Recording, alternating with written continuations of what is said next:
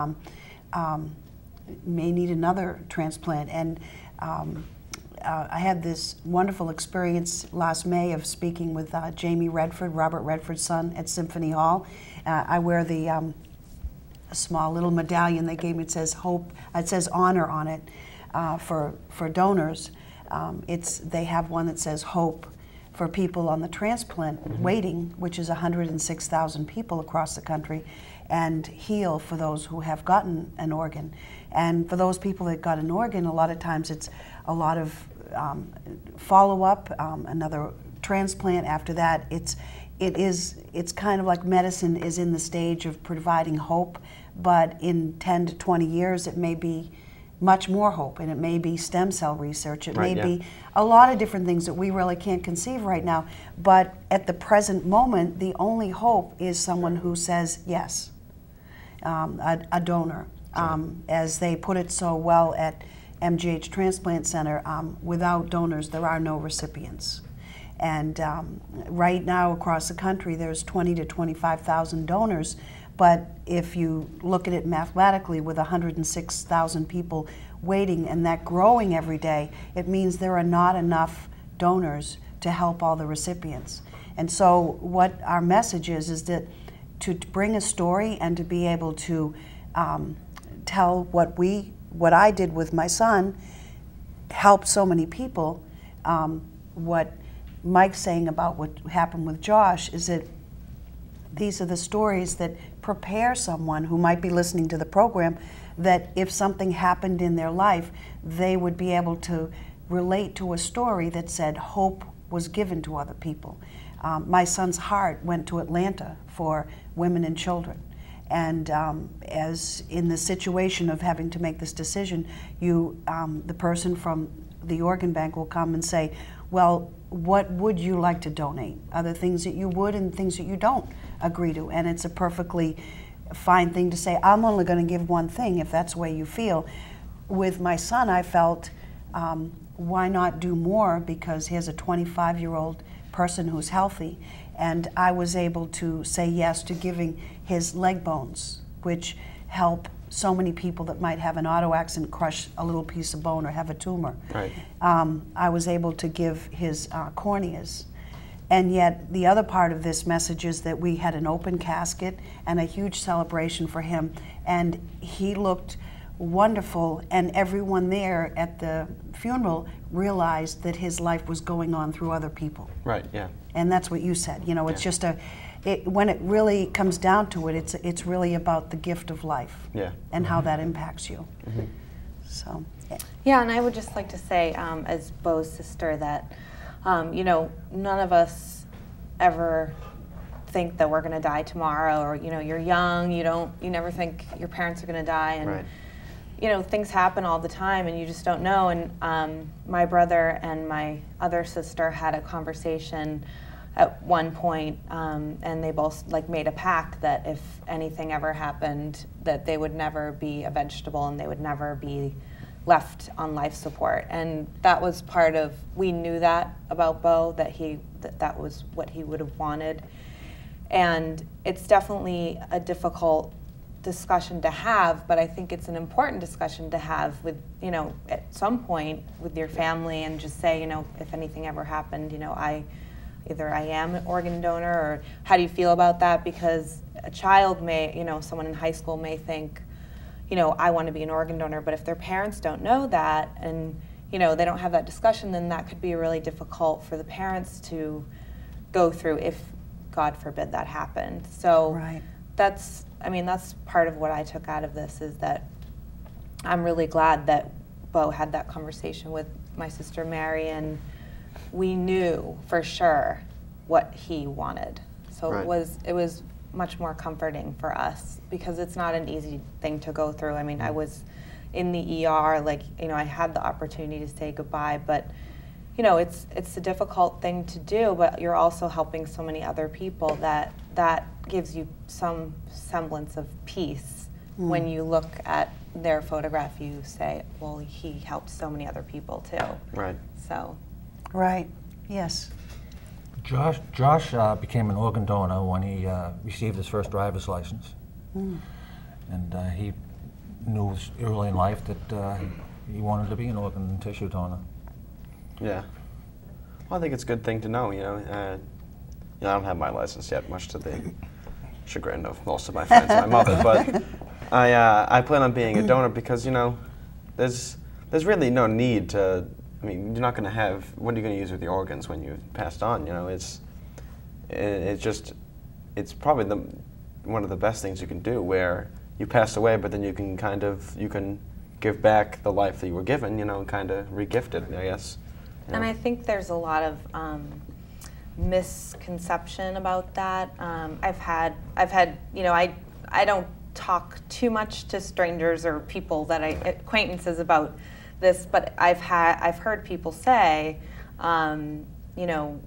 oh, if you're an organ donor, then they won't try to save you, and right. And they do weird things, in science, weird research things, and it's just not true. And so I think that the education is important, that people realize if you say you're an organ donor, it's not like if you're, being resuscitated that they're not going to resuscitate you so they can sell your organs like on the black market or something. And we had an experience with the Washington Post where they interviewed us, and we thought the article was going to be about my brother and his gift of life, and it ended up being on the opposite side of things, talking about, kind of the misconceptions, and it was really disillusioning for us to see that after going through what we'd gone through. But true, but having worked my lifetime in the hospital environment, I know from the side of the doctors and from press and from practical sides of not wanting to be sued or have families mad at you afterwards, that it's a very touchy subject. And that's why the case of what happened with Bo is slightly different than Josh, because Bo had extensive damage done into his brain. Now, organ donors, only 3% of people at the end of their life have brain damage. It's a sudden, unexpected, unpredictable thing, and that kind of brain damage, it's obvious that you can't live without a brain, but those are the only people that are going to be eligible to give an organ, because you have to be in the situation where you're resuscitated at the scene of something happening, and in his case, we had to voluntarily say, this is what we want to do, and make it into an act that is a legal act. Just the background is that once the support of being on a ventilator is removed, one has to have those organs within 1 hour, or they're not really good for anyone else. So if we hadn't made this decision, the course of the end of his life would made it that he couldn't help anyone else. But in this case, we felt it was timing and thinking about it beforehand, which is looking at the potential of one person's life and looking at it realistically. And the reason I go to the high schools and talk is because it's very hard, without the experience of this happening in your life, to imagine it and be ready if something happened, that you'd actually know what to do. And I can say that the hospitals and the organ bank, working with the hospitals, have tried to approach families and say, well, how do we bring this up? And when do we bring it up? In the course of someone being critical, when do we go to the family? How can this be done? And to me, it's very hard to get trust when you're in the middle of a crisis. But the reason we're here today, again, is that having been through the experience, I feel the benefit and feel it every time I speak, that my son's one life was able to help so many people, that he would have wanted to do this, that we had a huge funeral with an open casket. He had his Johnny Damon Red Sox shirt on that he'd won at the Jerry Remy All-Star game only 4 months before. But we felt a certain amount of control that this is what we wanted to do. I feel that a lot of people going into the emergency room, into the ICU, feel the first thing they feel is loss of control. And what am I going to do, and how can I trust these people?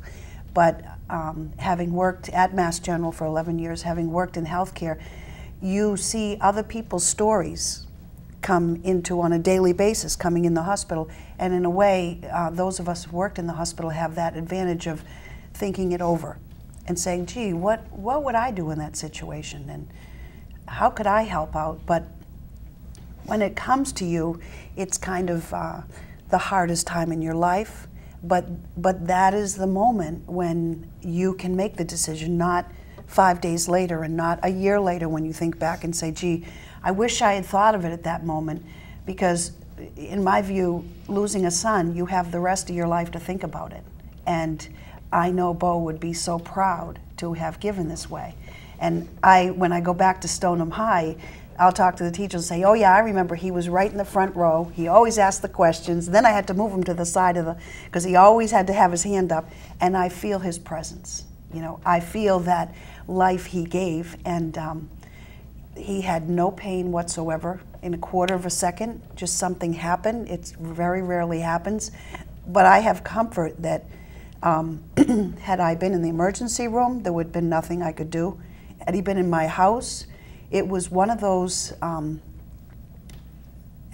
freak kind of things that happen that you just have to be, okay, how can I turn this into something that I will feel better about down the road?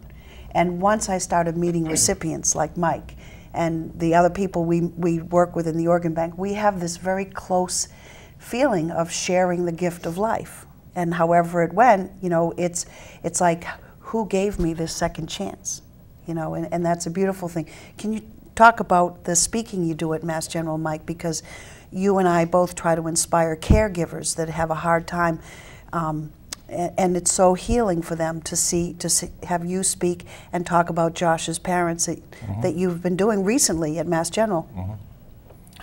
This morning I talked in front of 75 people at Mass General in the emergency department people, and it was very interesting, and they got a lot out of it because they don't see the results of what they do. Right. Here I am active, and I'm able to do things that I haven't ever been able to do, and it's good for them to see. And last week, my donor family and I, and my wife and I, we spoke in front of a large group over there, and a lot of people were pretty impressed with that. And it's an inspiring thing, and really glad that the teachers at Stoneham High have. We're part of the health program of all the things that kids can come across in their life, and we honor Kelly, who passed away. This was an honor that they could remember her, but it really is a future of medicine. And just the last thing is bringing up also being a living donor, you know, that people, you'll see in the news that there'll be like 6 people recently at Mass General, one gave to one person, and the next person gave to the next person, and they did this so that you may not be a match for your spouse if you want to give a kidney, but you might be a match for someone else's spouse, and then they could be a match for you, so they bring people together this way. You also can give a slice of your liver. One of the meetings at the organ bank, a girl gave a slice to her New York policeman brother who had a virus and his liver failed. And so she gave a slice of her liver, and she comes to the meeting and she can know that this bond is she helped her brother survive. The liver regenerates. And I mean, this is such a miracle. It would be great if you could use a stem cell and grow an organ, but we're not quite there yet. So in this case, when Mike and I think of our experiences at Mass General, it's kind of, that's where we are today, and tomorrow we'll be doing something different.